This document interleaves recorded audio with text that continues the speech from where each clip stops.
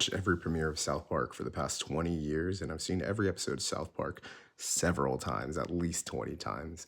And season 27's opening is wild. Like the whole first episode, season 27, is wild. Everything they're doing with You Know Who and him being kind of like Saddam is really interesting. Bringing back Jesus and Satan, all right, that's cool.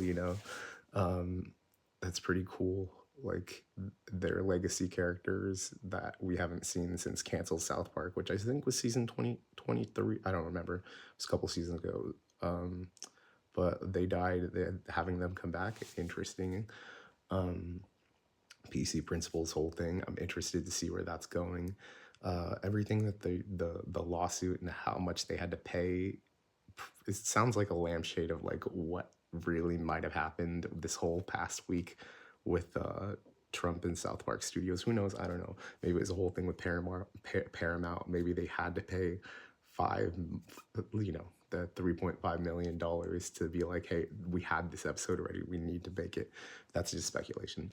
But the plot of this episode's really good. Like again, there's just it feels like a classic episode of South Park. I really want to watch it again. This is just first impressions. This is like an hour after watching it.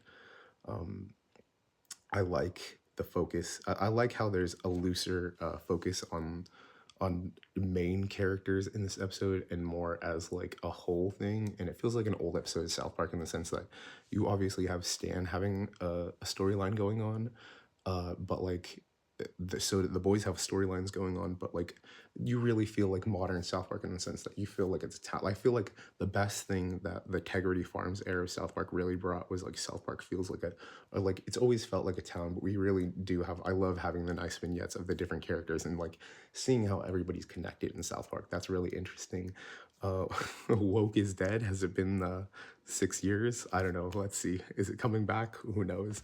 Only Matt and Trey can tell us, but I would have to give this a probably a 9 or a 10. This is probably a perfect opener to a South Park season. Like, I'd love to make a top 10 of like the best at this point because there's 27 seasons, and this one is probably the most memorable in the past 10 years. I mean, 8 years, 10 years. I'm gonna say without fact checking, I'm gonna say since like season 14 or 15. So it's been a good long while actually, but the big C ruined the season's orders, but that's just my first initial thoughts on the new season of South Park.